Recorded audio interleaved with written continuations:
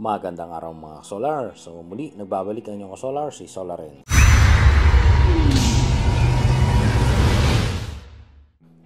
So nandito tayo ngayon sa event ng DEYE. At itong event na ito ay tungkol sa roadshow. At dito makikita din natin ang kanilang mga bagong products.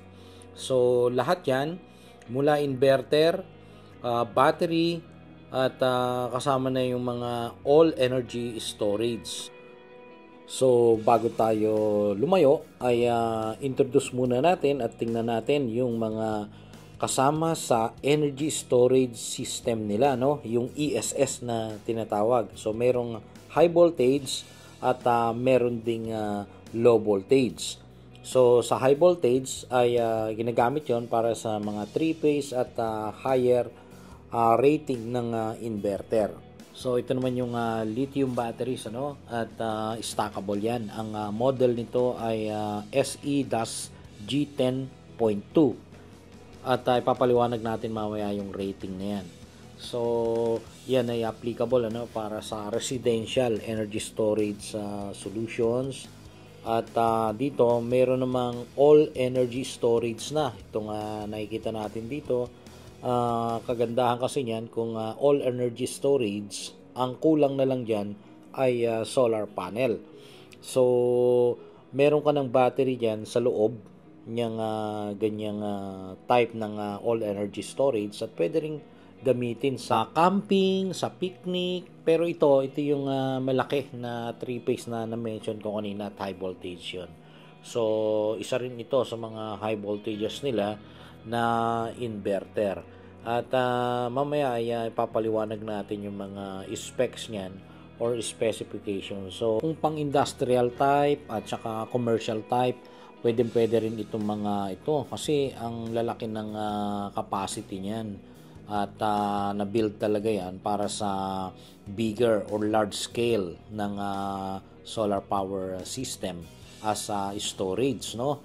So may kita natin yung mga ESS na yan, talagang pinalaki, pinaganda, at sumagot doon sa pangangailangan or application sa mga industrial site.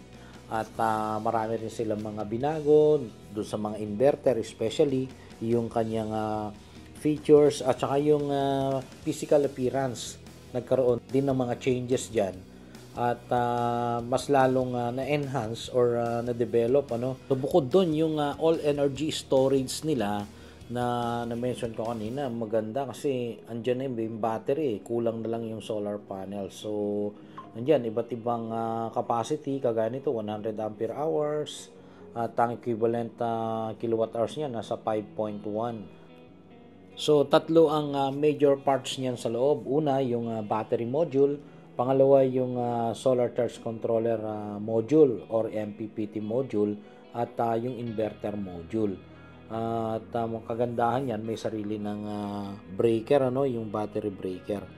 At tingnan natin dito kung ilan yung MPPT or solar charge controller na pwedeng gamitin. Saka ito ay clip type, ano. So hindi nakakailanganin pa na i-screw or gumamit ng Allen wrench para mabuksan. So madali lang, naka-clip type lang.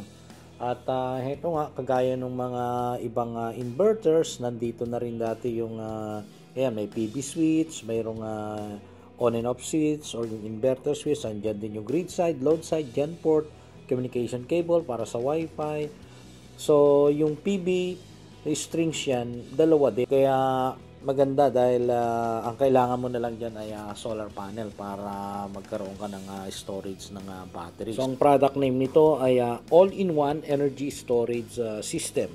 As mentioned, yung battery niyan LiPo4 and yung normal battery voltage capacity ay nasa 5.32 kilowatt hours. Ibig sabihin 104 ang ampere hours yung capacity at nominal voltage niya 51.2.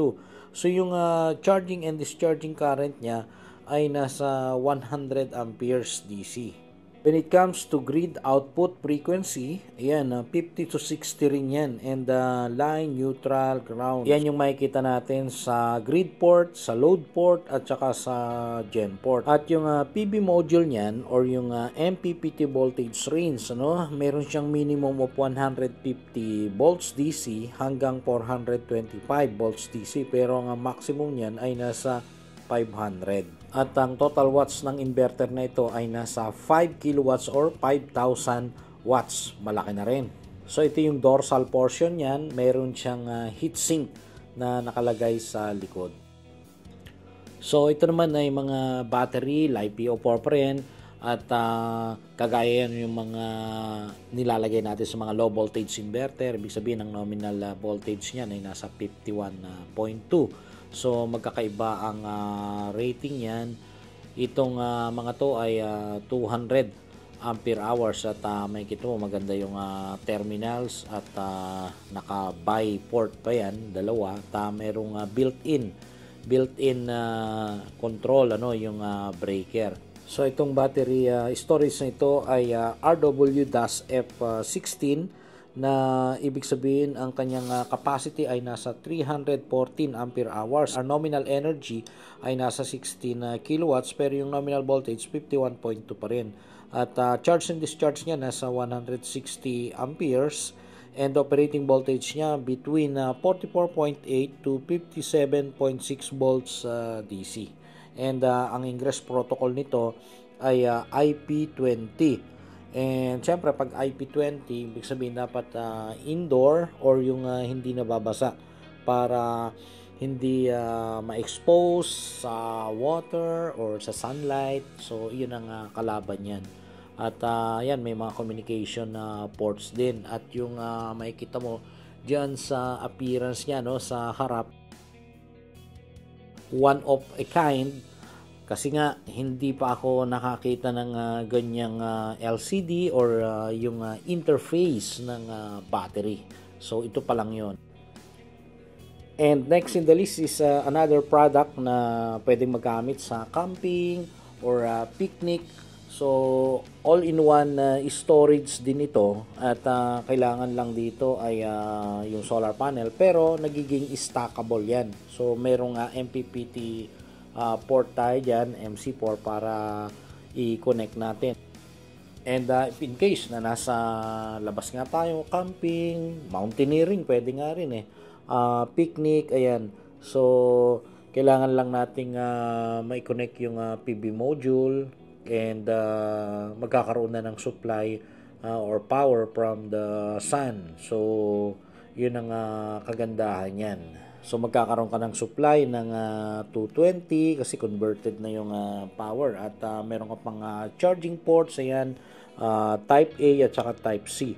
So dito natin i-connect yung ating mga lines para masupplyan natin yung kailangan nating supply. Kaya nga pagka nabitin ka ng konti, since stackable yan, pwede tayong mag-add.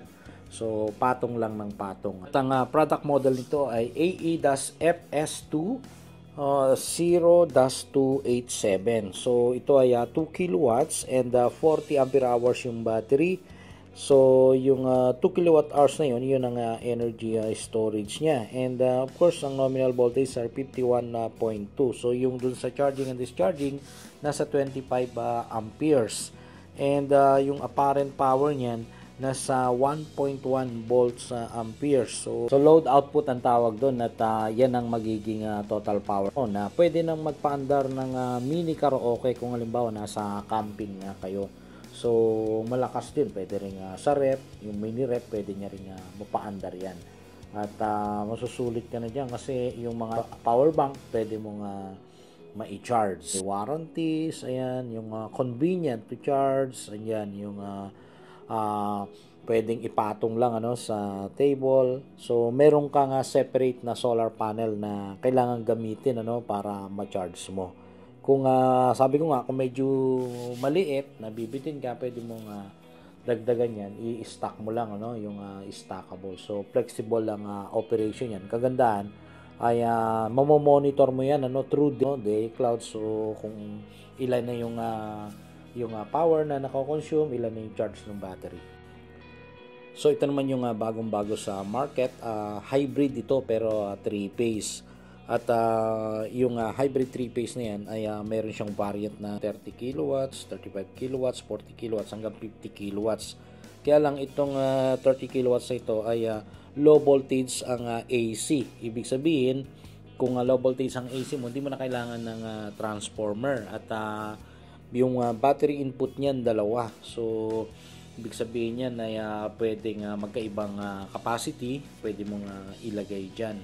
At ang minimum niya nasa 160, no? 160 volts DC voltage range hanggang 800. So yun yung tinatawag na high voltage kasi nga magsiseries ka ng number of battery pack para ma-reach mo yung maximum niya kung gusto mong ipaabutin ng 800. Pero ang minimum niya para umandar ay 160 volts DC.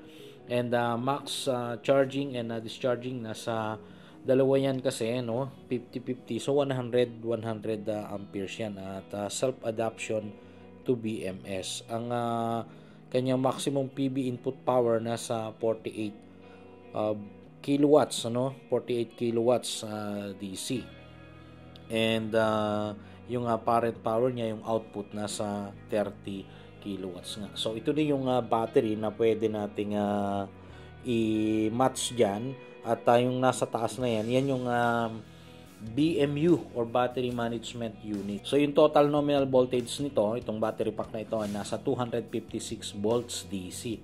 So pasok siya dun sa requirements na 160 volts as a minimum na requirement ng battery input. At itong model na ito ay Boss W, no? Boss W PDU2. So nasa ang range niya 200 to 1000 volts DC and yung amperahe niya nasa 100 lang.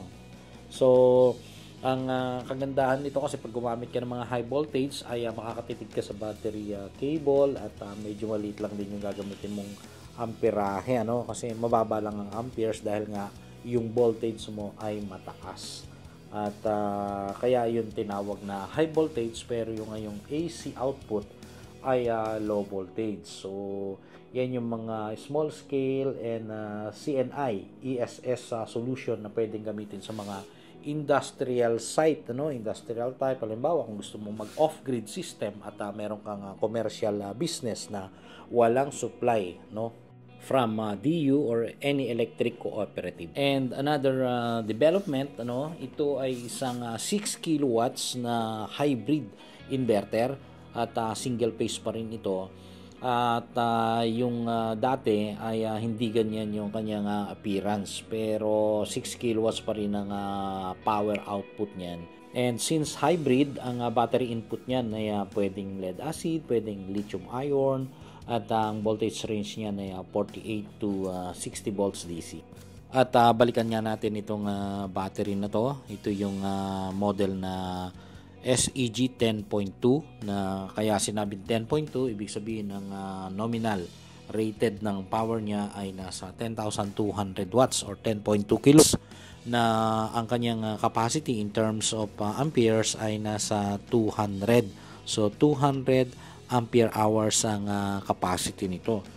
At medyo malaki-laki pero ang kanyang nominal voltage ay nasa 51.2 and yung operating voltage range niya nasa 44.5 to 57.6 ganun din.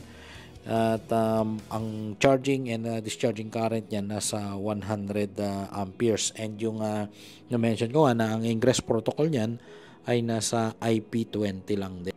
And yan muna para sa mga products, yung introduction ng mga bagong products nila at yung development ng mga dating products kagaya ng 6 kilowatts. At balik tayo sa roadshow.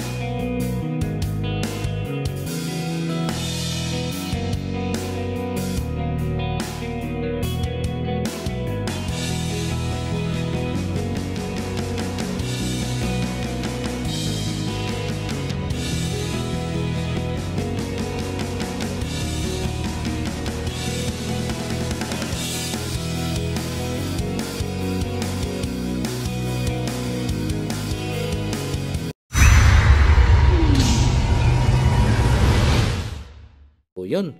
Maraming salamat sa panonood. At kung may tanong kayo sa presyo ay hindi ko pa muna masasagot dahil wala pang naibibigay na presyo tungkol dyan sa mga naipakita natin.